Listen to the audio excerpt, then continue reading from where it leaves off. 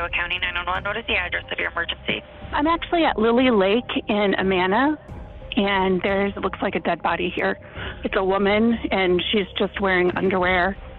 A 20-year-old woman is found strangled to death, and investigators have to pull out all of the stops to find her killer. Melody's Apple Watch told investigators that at approximately 12:03 a.m., her heart rate spiked, and then there was also a loud noise alert. I was just told a homicide. I was like, well, I didn't know what that was. He had a gun, and I'm like, what are you going to do with that? And he was like, don't worry, that's your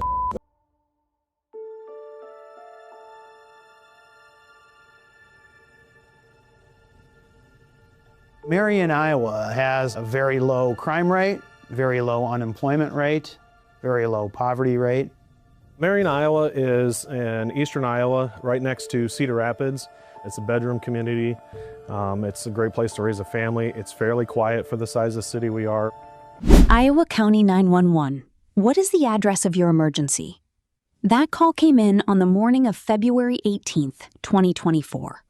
A woman's body, face down on the shoreline of Lily Pond in Marion, Iowa, wearing only underwear, ligature marks around her wrists, ligature marks around her neck, slash wounds forming an X across her back. No ID, no phone, no case on the phone, just a class ring, and a name. Melody Hoffman, 20 years old. Think about that image for a moment, because this entire story is a class ring on a dead girl's finger being the only thing that told the world she existed. That is where this begins, and it is the only place it could begin. But on February 18th, 2024, a 911 phone call pierces through that peace and quiet. Iowa County 911, what is the address of your emergency? I'm actually at Lily Lake in Amana, and it looks like a dead body here. Okay, you're at the Lily Pond? Yeah, right by where the picnic area, the pavilion is. It's a woman, and she's just wearing underwear. Is she breathing? It does not look like it. Do you see her chest rising and falling? She's on her stomach. I'll get somebody over there, okay? On February 18th, around 10 o'clock in the morning, Iowa County Sheriff's Office received a 911 call at Lily Lake, or Lily Pond, as it's used interchangeably, what appeared to be a deceased woman laying on the shoreline. So you said that she's on her stomach? She is on her stomach, yes. Is there anything else around her? No, but there are all kinds of marks on her back, like slashes. I'm wondering if there might have been a sexual assault too. This kind of crime is something that was actually quite shocking to the citizens of our community, Greater Lynn County, and also the state of Iowa. We just don't see things like this ever happen here. When investigators arrived there, they taped off the area and they began their examination. They discovered there were slash marks on it. Before we go deeper into what the documents and court records actually show, make sure you are subscribed to the Scam Vault, because we do not just cover the story, we follow the evidence. Melody Hoffman was described by the people who knew her as trusting, fun, outgoing. She lived with her mom, Megan Hoffman. What? Is that your happy dance that your daddy's home? My spouse, TJ, and I have two daughters. Melody, she was born on 12/9 of 03, and Ellie was stillborn on 5/9 of 17. My relationship with Melody was very close. We weren't afraid to talk to each other. She would tell me everything, whether I wanted to know it or not. It was just a very close and special relationship. When Melody was younger, she was just curious. She had no fear. Melody did have a mild intellectual disability. She would be able to do anything. She just maybe needed a little more instruction or guidance. But as soon as she was understanding of what you were trying to tell her, she would be able to do it. Her junior and senior year, she loved, seeing her friends and hanging out with the teachers and talking to the teachers. She thrived for, I would say, adult interaction. Turn around quick. No, smile. Smile. There's 7 behind. Put your hand on your hip.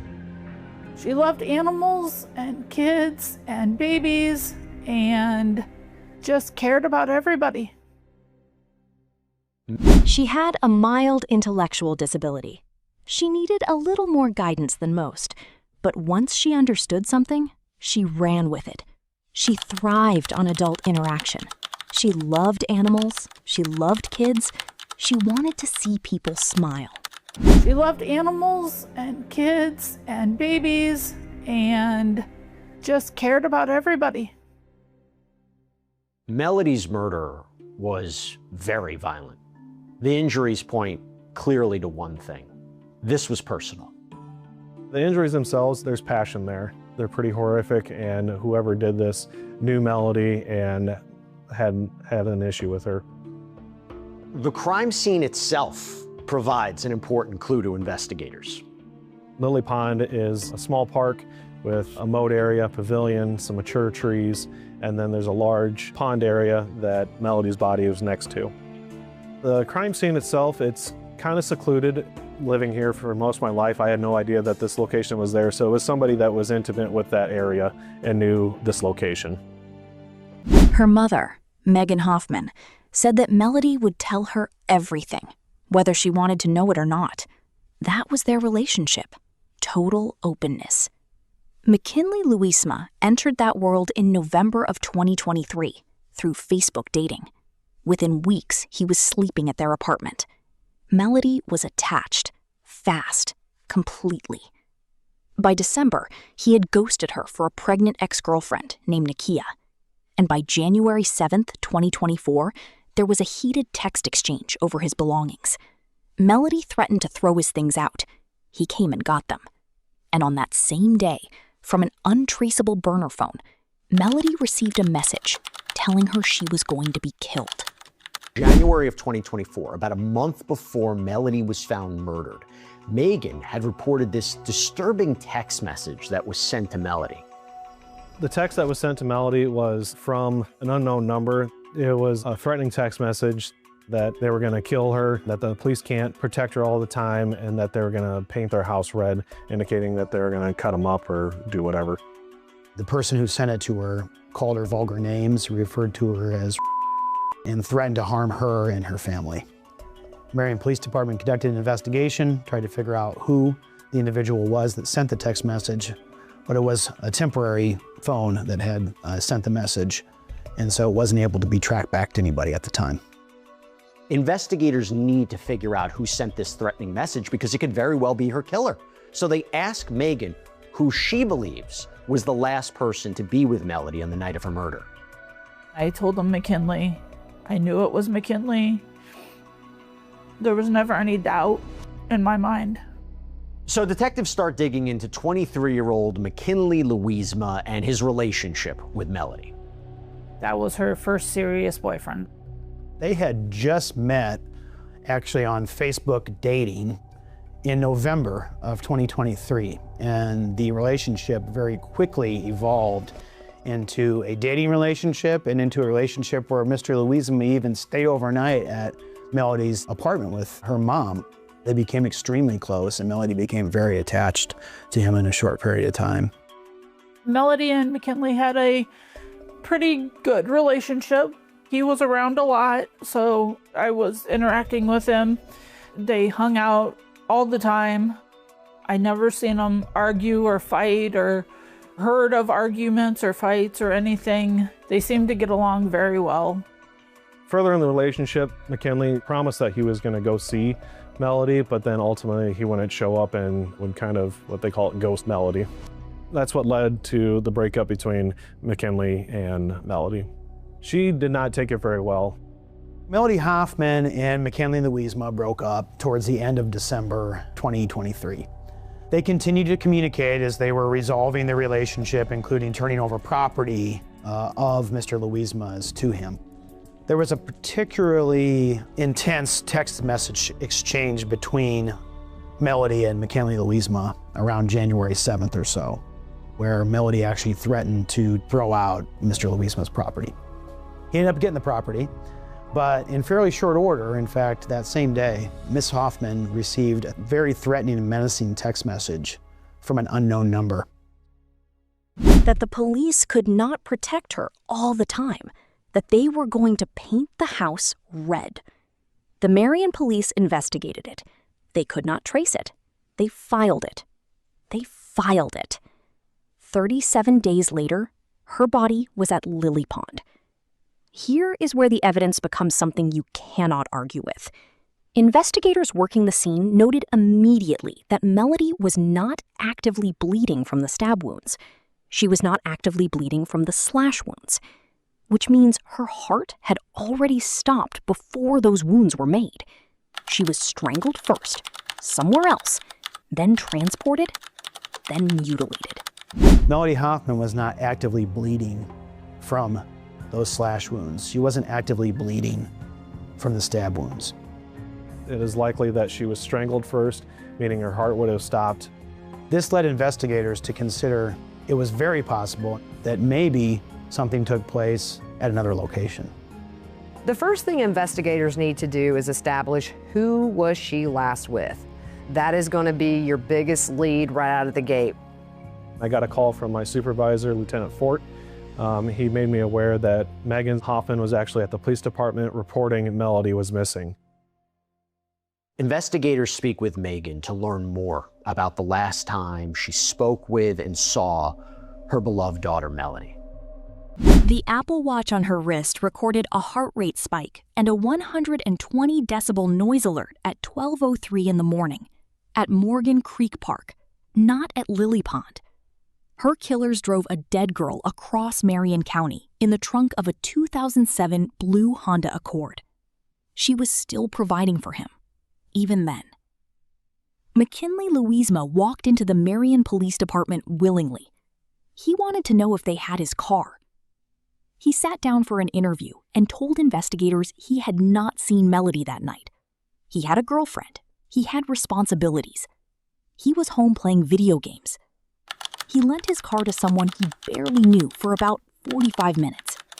That was his story. Then investigators opened the trunk. Is there going to be any clothing or items or anything related to her in the trunk, in the back seat, in the front seat, anywhere?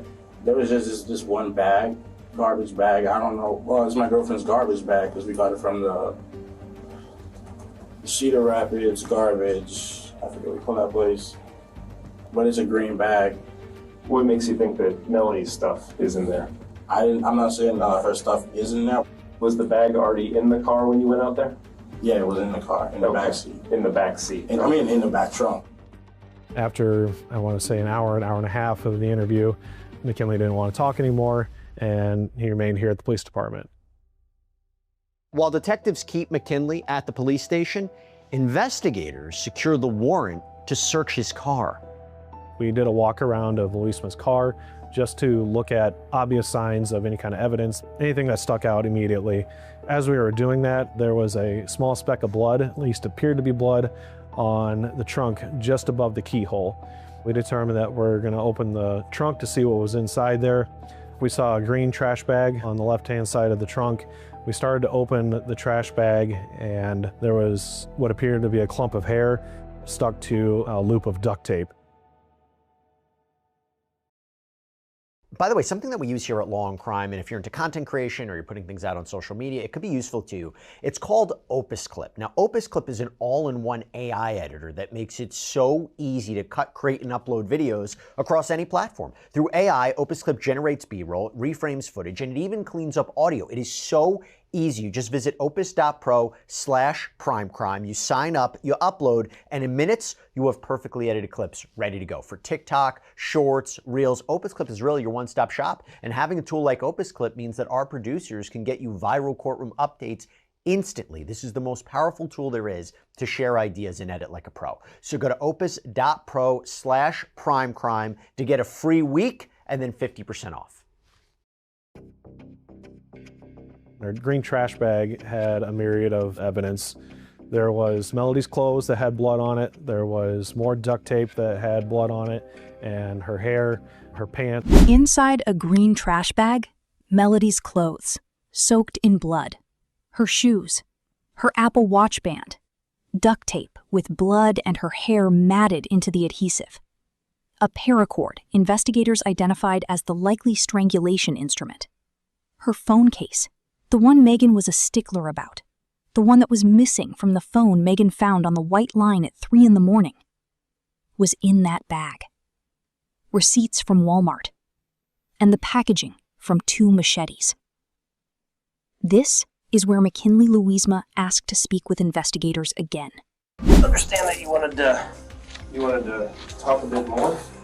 Okay, all right. Well, if there's things to talk about, let's get them out on the table, okay? Yeah, so the first interview is pretty much accurate, but there's some things that was left out just to protect my family and my girlfriend over there. Okay. Who are you worried about?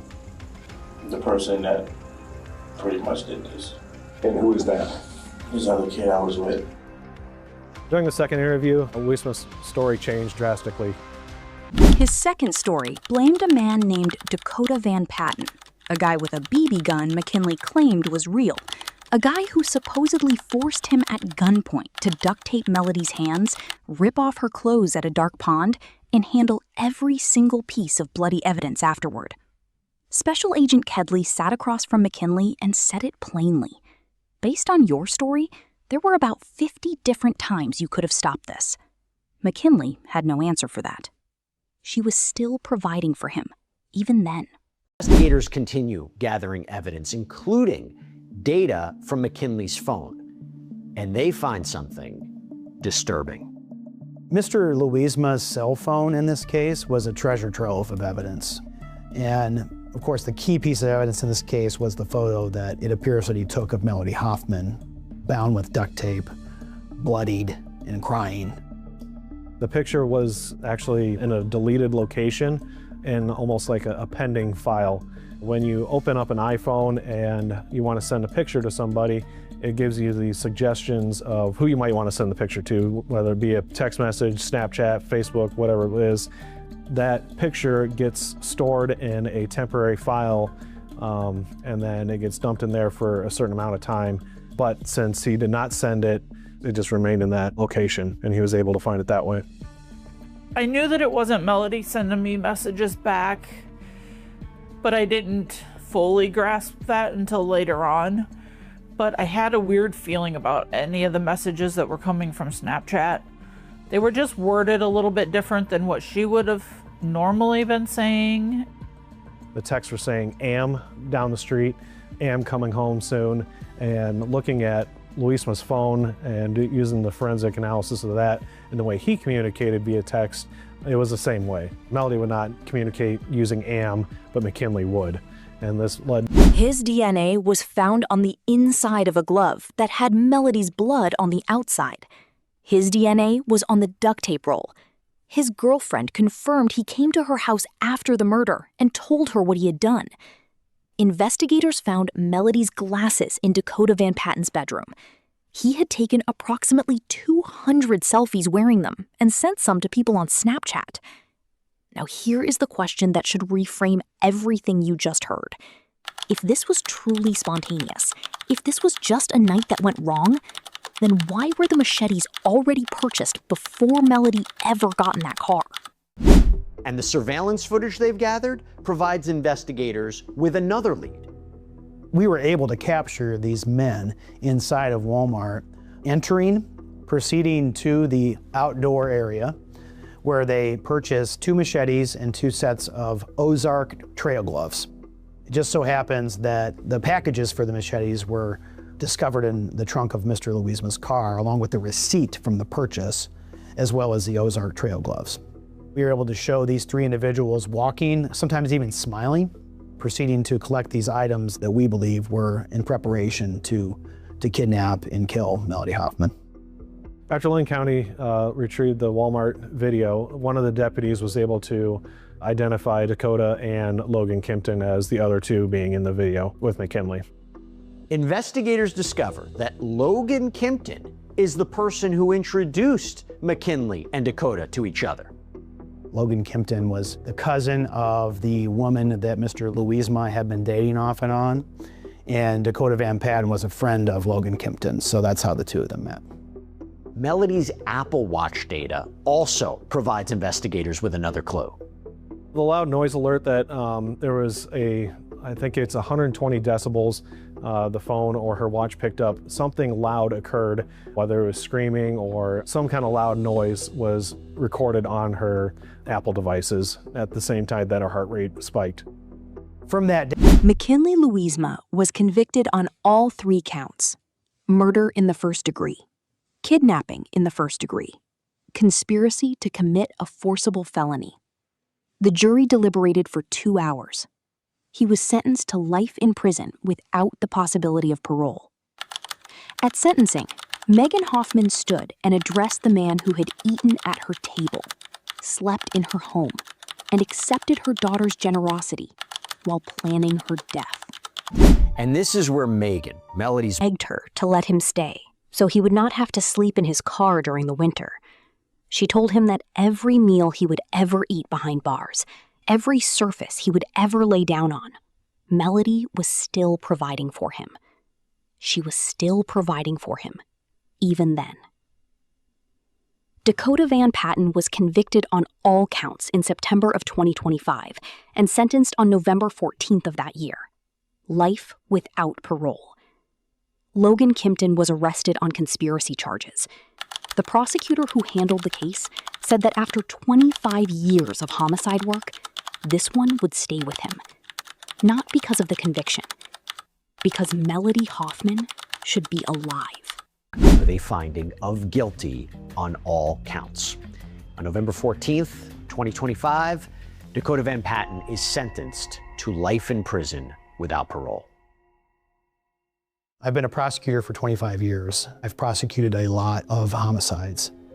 After every homicide, when the jury convicts, I always take a moment to myself, and that's when the reality of the loss of human life kicks in.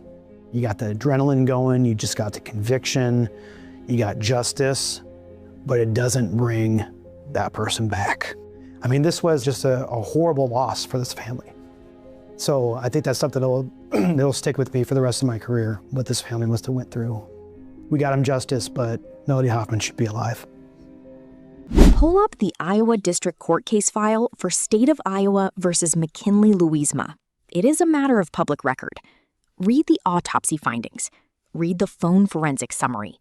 Read the Walmart receipt. And then come back here and answer one question in the comments. At what point in that timeline did this stop being a crime of passion and become something that was planned from the start?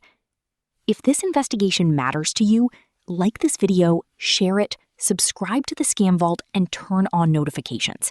We follow the evidence every time.